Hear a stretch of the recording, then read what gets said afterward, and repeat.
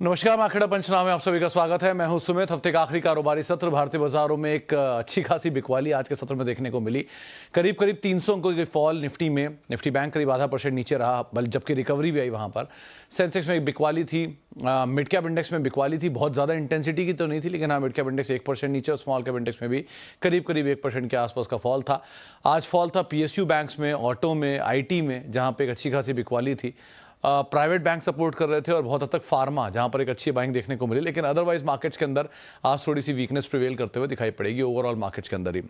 बाजार पे तो आगे बातचीत करेंगे ही, लेकिन पहले इंपॉर्टेंट है अगले हफ्ते के लिए क्या क्या ट्रिगर है। देखिए, पहले तो आईपीओ खुल रहा है, एक बड़ा आज से खुल गया है ओला का आईपीओ, तो शायद थोड़ी बहुत लिक्विडिटी ड्रिवन वहाँ से भी हो। बाकी एमपीसी का आउटकम आना है अगले हफ्ते, वो एक इंपॉर्टेंट चीज़ होगी। अर्निंग्स हैं एसबीआई के, ब्रिटानिया के, श्री सीमेंट के, ओएनजीसी, ऐसे हैवी वेट्स के, तो इनके ऊपर भी आप अदरवाइज नज़र बना के रखेंगे।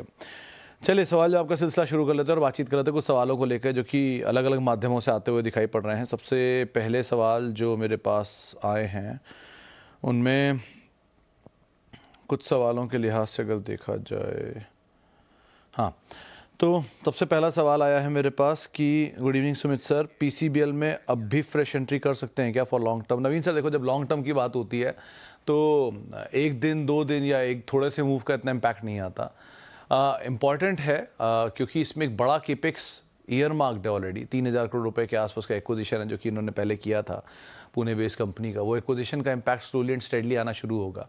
वैसे तो टेक्निकल ब्रेकआउट भी आया अभी 2-3 दिन पहले ही, तो आप खरीदारी तो कर सकते हो, बट इस तरह से खरीदारी करना ही, कभी अगर नीचे फॉल आ जाए और नीचे मिल जाए तो आपके पास एपेटाइट हो फर्दर और लेने की, कैपेसिटीज़ को देखते हुए, नए नंबर्स को देखते हुए। लेकिन अभी के लिए आप जा सकते हो, but in very slow and steadily way, उसके हिसाब से आप कॉल लेना। ओके, अरविंद फैशन, सूरज जी, क्योंकि आपने लिखा नहीं अरविंद कौन सा, लेकिन अरविंद फैशन की बात करो तो कल नंबर आए थे इनके, और नंबर में वाई नंबर इनके बेटर थे, क्यू ऑन क्यू नंबर कमज़ोर थे। वाई बेसिस पर तो घाटे से मुनाफे में आई थी, क्यू ऑन क्यू बेसिस पर नंबर थोड़े सबड्यूड आए थे, तो इसीलिए शायद कल रिएक्शन आया फर्स्ट हाफ में, फिर उसके बाद स्टेबल रहा। लेकिन एक बहुत काफ़ी समय से यहाँ पे एक सेलिंग चल रही थी फंड्स की, वो सेल ऑफ ख़त्म हुई है, तो इसीलिए बहुत ज़्यादा फॉल आ नहीं रहा है। 1-1.5% के आसपास का फॉल था। अभी के लिए तो आप बने रहो और जस्ट वेट एंड वॉच, क्योंकि second half of financial year आमतौर पे फैशन एंड टेक्सटाइल कंपनीज के लिए अच्छा होता है। सो देखते हैं कैसे काम काज करता है, लेकिन अभी के लिए एटलीस्ट आप होल्ड करो, ज़्यादा बेटर है। मैं अरविंद फैशन की बात कर रहा हूँ।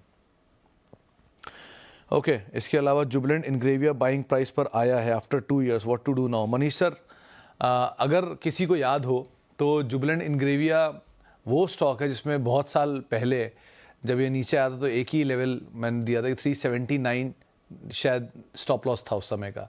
380 का लो था उस समय, मुझे याद है, और वहाँ से शेयर घुमा और आज ऑलमोस्ट डबल होने का कगार पे है।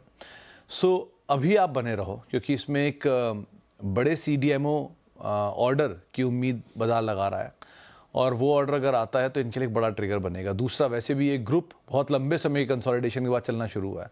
सो अभी तो आपके लिए बने रहना ज़्यादा बेटर। वैसे भी कंपनी ख़राब नहीं है, वो बात अलग है कि शेयर नहीं चला इसलिए ख़राब लग रहा है, या बहुत चलने के बाद नीचे आ गया इसलिए ख़राब लग रहा है, लेकिन कंपनी ख़राब नहीं है, ग्रुप भी ख़राब नहीं है। आप बने रहें, ज़्यादा बेहतर है। जितना अच्छा समय देंगे उतना अच्छा पैसा बन सकता है अभी भी। मोतीलाल ओसवाल डिफेंस फंड के ऊपर कुछ बोलिए। देखो उत्तम सर, एक म्यूचुअल फंड का शो शाम को मैं करता हूँ 6:30 बजे, तो अक्सर म्यूचुअल फंड के गेस्ट आते हैं, तो उसमें बहुत सारे सवाल आते हैं जिनके पास मोतीलाल ओसवाल के फंड्स हो गए हैं, एचडीएफसी के डिफेंस फंड्स हैं। देखिए, एक सेक्टर के ऊपर कभी भी आप अगर निवेश करते हैं तो निवेश की 2 प्रोबेबिलिटी होती है, या तो वो एक तरफा चलता है तो ज़बरदस्त रिटर्न देता है, और एक तरफा चलने के बाद वो जब हाइबरनेशन में जाता है तो एक तरफा बहुत लंबे समय के लिए अंडर परफॉर्मेंस में चला जाता है। कोई भी सेक्टोरल फंड आप तभी लीजिए जब आपके पास ऑल इंडेक्स फंड हो। पहले तो मल्टी कैप फंड आपके पास होना चाहिए, सॉरी मल्टी एसेट फंड होना चाहिए, जिसमें अलग अलग फंड्स के अंदर आप निवेश करते हैं, अलग अलग एसेट के क्लासेस के अंदर।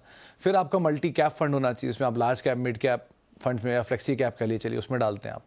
फिर आप चाहें तो mid cap centric, small cap centric fund ले लीजिए 2। अगर ये सब हो गया है, कॉन्ट्रा फंड ले लिए, फ्लेक्सी कैप ले लिए, फिर आप जाइए कहीं किसी सेक्टोरल फंड में। और क्योंकि एक फंड बहुत अच्छा करके गया है, उसी की एवज में दूसरा फंड लॉन्च हो गया है, सो आपको लग रहा है कि ये फंड भी वैसे ही करेगा, इसलिए थोड़ा सा स्केप्टिकल होना पड़ता है। तो आप ज़रा ध्यान रखिए, एक डिफेंस फंड बहुत अच्छा कर गया, दूसरा डिफेंस फंड उसके बाद आया, तो ये भी आपको समझना होगा ना, कोई चीज़ 100 रुपये की थी, दूसरे फंड ने आने के बाद उसी चीज़ को 1,500 रुपये में ख़रीदा है। सो थोड़ी तो कॉस्ट हायर साइड पे है ही। लेट्स सी अब क्या करता है रिएक्शन। लेकिन defence and railways and PSUs and fertiliser ये सब बहुत बढ़िया तेज़ी दिखा चुके हैं। थोड़ा पैसा निकालने में कोई बुराई नहीं है इनमें। I still remember Jubilant Gravy at 380 when you discussed here. Thank you sir, thank you Dikshit sir, thank you याद करने के लिए और इसको सराहने के लिए भी बहुत बहुत शुक्रिया। ओके आगे बढ़ते हैं। मैनकाइंड, अंकित सर देखो मैनकाइंड के केस में मुझे ऐसा पर्सनली लगता है कि इस कंपनी में वो पोटेंशियल है जो डीवी स्लैब में है। मतलब ऐसा ही है 4 डिजिट वाला जो हैवी 4 डिजिट का स्टॉक होता है, मतलब 3,000, 5,000, 4,000 वाला। वो एक चीज़ है कि ये शेयर आईपीओ के बाद से अब तक कभी नीचे ज़्यादा नहीं आया। एक बड़ी तेज़ी दिखाई 2500 के आसपास गया, वहाँ प्रमोटर का ब्लॉक डील हुआ, फिर नीचे आया। तो नीचे आके अभी अगर कहीं 1700-1800 की रेंज में मिलना शुरू हो जाए या नीचे मिलना शुरू हो जाए तो it's a very good deal. जो कंपनी का एक्विजिशन करने की बात कर रहे हैं वो कंपनी ऑलरेडी इनसे ज़्यादा मार्जिन कमाती है, इनसे बड़ा साइज़ है और ज़्यादा बेहतर कंपनी है, उसको एक्वायर कर रहे हैं। एक दो चीज़ें जो दिमाग में आती हैं कि इतनी जल्दी आईपीओ, फिर उसकी जल्दी प्रमोटर का ब्लॉक, उसके बाद आपका तुरंत एक नया एक्विजिशन। सो कॉर्पोरेट एक्शन बहुत जल्दी हो रहा है। ये चीज़ थोड़ा सा स्केप्टिकल है, मे बी एग्रेसिव हो सकते हैं, but it's a very good company otherwise. तो आप थोड़ा सा अगर नीचे मिल जाए तो ज़्यादा अच्छी डील हो सकती है, बट नंबर्स के ऊपर स्टिक करिएगा। नंबर ग्रोइंग है सो फार, और एक्विजिशन कैसे करते हैं, क्या करते हैं, कितना डिटेल आता है, क्या डीलें रहेंगी उसके ऊपर, वो कुछ चीज़ें इनको आप ध्यान रखिएगा। लेकिन अदरवाइज एज ऑफ नाउ ये कंपनी ख़राब नहीं दिखाई पड़ रही है। अगर आपके पास है तो आप बने रहिए, नीचे मिल जाए तो आराम से आप ऐड भी कर सकते हैं। Great fan of your sir, PCBL advice of your were amazing. Thank you Pandey ji, thank you. मतलब आई ऑलवेज सी जो सही लगती है वैल्यू वाइज वो बोल देता हूँ। आप लोगों को पता नहीं याद है कि नहीं, लेकिन डॉक्टर रेड्डी भी बहुत दिनों से बोल रहा था। आज ऑल टाइम हाई आ गया 7,000 रुपये। अभी भी बोल रहा हूँ डॉक्टर रेड्डी 10,000 रुपये का शेयर हो जाएगा। आज नहीं होगा, 2 दिन बाद, 2 महीने बाद, 4 महीने बाद, 2 साल बाद, जब भी हो, लेकिन उसके अंदर पॉसिबिलिटी है कि वो 10,000 रुपये का दाम दिखा देगा आपको, क्योंकि उस कंपनी में बहुत सारी चीज़ें इंटरेस्टिंग। मतलब 10,000 रुपये अब तो नहीं दिखेगा क्योंकि वो एडजस्ट हो जाएगा कुछ दिन बाद स्प्लिट की वजह से, लेकिन अदरवाइज भी उस कंपनी में बहुत पोटेंशियल है ग्रोथ का। Doctor Reddy's, Alkem lab, नेटको pharma, DV slab, ये 4 फार्मा कंपनियों को आप आराम से अपने पास रख सकते हैं। They are very good companies, go for. आगे बढ़ते हैं सर। दीपक नाइट्राइट 10 शेयर हैं, 2200 रुपये की बाय है। यूपीएल 50 शेयर हैं, 630 की बाय है। यूपीएल के केस में तो स्टॉप लॉस रखिए 480 का। आज बहुत खराब नंबर आया, स्पेशली डेट का जो नंबर बढ़ा है वो नंबर ठीक नहीं है इनके लिए। So UPL might be see some pressure going forward, लेकिन दीपक नाइट्राइट ठीक कंपनी, आप उसे आराम से होल्ड कर सकते हो। ओके इसके बाद I am holding protein from 11, so I have seen they are spending all around every business. Promoter are strong, face value 10 and strong player in digital India. देखो गुरमीत सर, प्रोटीन जिस level से मैंने बातचीत शुरू की थी वहाँ से ऑलरेडी डबल हो चुका है, इसलिए मैं प्रोटीन का जिक्र नहीं करता हूँ। आपने सुना भी नहीं होगा मेरे मुंह से, अब बहुत दिनों से मैं इसका नाम नहीं लिया है, क्योंकि ऑलरेडी बहुत बड़ी तेज़ी प्रोटीन ने बहुत कम समय में दिखाई है। प्रोटीन बहुत अच्छी कंपनी है, आपके थॉट को मैं कोई डिनाई नहीं करूँगा, it is very good company. Promoter holding कम दिख रही है क्योंकि उसमें प्रमोटर नहीं हो, इंस्टीट्यूशंस होल्डिंग होती है। सो इसीलिए लेकिन फिर भी प्रोटीन के अंदर ना करने वाली ऐसी कोई खास चीज़ नहीं है, बट केविएट एक ही है कि ये सारी की सारी कंपनियां बहुत तेज़ चली हैं और बहुत कम समय में चली हैं, तो थोड़ा सा कूल ऑफ होना इनका बनता है, चाहे CDSL हो, BSC हो, प्रोटीन हो, कैम्स हो, तो ये सब थोड़ा थोड़ा समय में कूल ऑफ होंगे। जहाँ कूल ऑफ में आपको नीचे मिले वहाँ आप इसको एक बार को और एक्यूमुलेट कर सकते हैं। जैसे IEX है, बहुत समय के लिए हाइबरनेशन में गया हुआ, वो भी इसी तरह से चला था, जब उसमें भी स्टोरी आई थी। बुल मार्केट की स्टोरी में शेयर ऐसे ही चलते हैं बिना वैल्यूएशन देखे हुए, लेकिन फिर वो थोड़ी दिन बाद राइट साइज होते हैं। जब वो बहुत महंगी हो जाते हैं, स्मार्ट लोग निकल चुके होते हैं, आप उसे हाइबरनेशन में देखते हैं। उस ड्यूरेशन में आपको कहीं अगर मौका पड़े तो एक्यूमुलेट कर लेना, लेकिन अभी आउटराइटली और बढ़ के बाय करने की ज़रूरत नहीं है। नीचे मिल जाए आप आराम से बाय कर सकते हैं उसमें। Hello sir, Ashok Leyland 350 share है, 230 रुपये के दाम पर बने रह सकते हो। शर्मा सर वैसे कंपनी ठीक है, लेकिन अदरवाइज अगर आप कुछ ढूंढ रहे हो ऑटो एंसिलरी में से, तो एक शारदा मोटर नीचे मिल जाए ठीक है। एक्शन कंस्ट्रक्शन कंपनी अच्छी हो सकती है, ये कंपनी का समय लग सकता है। कल मैं इनकी कॉल भी सुन रहा था और मैनेजमेंट भी सुन रहा था। मतलब एक ये जापानीज टाइप अगर इनका होता है तो this could be a game changer for action construction. और इंटरेस्टिंग पार्ट ये है कि ये 63-64% मार्केट शेयर कमांड करते हैं क्रेन स्पेस में, स्पेशली वो जो फोक क्रेन्स होती हैं उनमें इनका एक डोमिनेंट पोजीशन है। और ये लोग अगर टाई अप करते हैं तो इनके लिए एक बड़ा एवेन्यू खुल जाएगा एक्सपोर्ट मार्केट में, तो वो कंपनी फिर भी ठीक है। अशोक लेलैंड के केस में आप बने रह सकते हो, बट बहुत कुछ डिपेंड करता है। यहाँ पे ऑटो सेल्स के नंबर्स हर महीने आते हैं और प्लस जो बाकी इनकी बिक्री के नंबर, तो यहाँ बहुत ज़्यादा वॉलेटिलिटी मिलेगी कंपेरेटिवली। आप बाकी देख सकते हो एक बार को।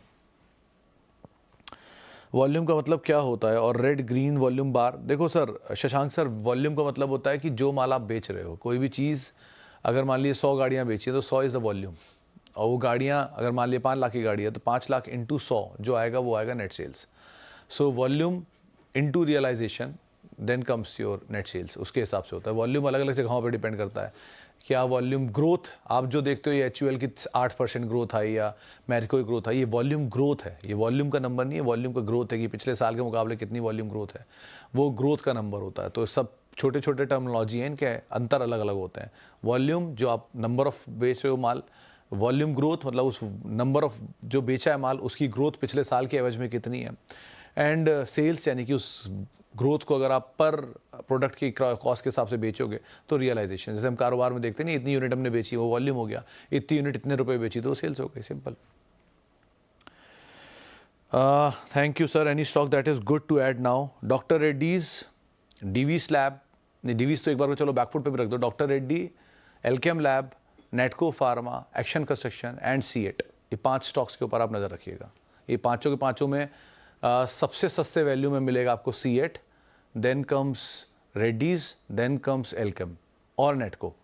ये 4 सबसे ज़्यादा वैल्यू में। एक्शन की थोड़ी वैल्यू महंगी है इसलिए उसको आप चलो और बैकफुट रख दो, तो और 4 रिफाइन करोगे तो ये 4।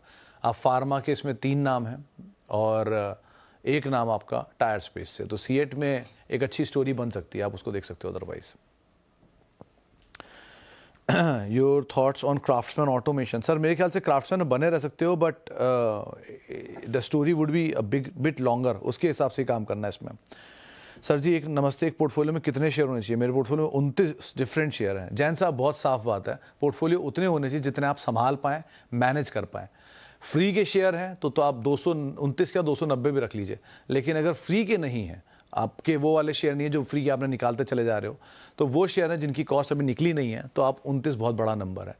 देखिए सर बहुत साफ बात है, अगर पैसा बनना है तो वो 3 से भी बन जाएगा, पैसा नहीं बनना तो 300 से भी नहीं बनेगा।